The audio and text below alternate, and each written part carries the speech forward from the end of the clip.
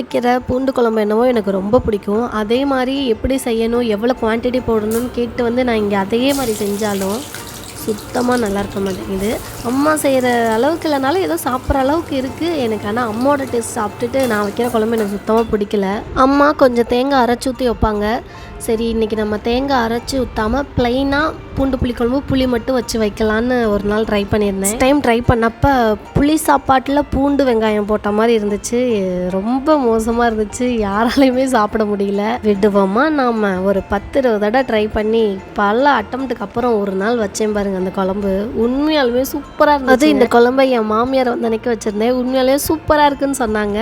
மூடி வச்சு நல்லா அந்த புளி தண்ணிலாம் நல்லா சுண்டி தொக்கு கன்சிஸ்டன்சிக்கு வர மாதிரி வச்சாதான் இதோட டேஸ்ட் நல்லா வரும் போல். அந்த மாதிரி தான் நான் செஞ்சுருந்தேன். அப்புறம் என்னங்க, என்ன மாதிரி செய்ய தெரியாதவங்க கூட இது மாதிரி செஞ்சு பாருங்கள், குழம்பு சும்மா டக்கராக இருக்கும்.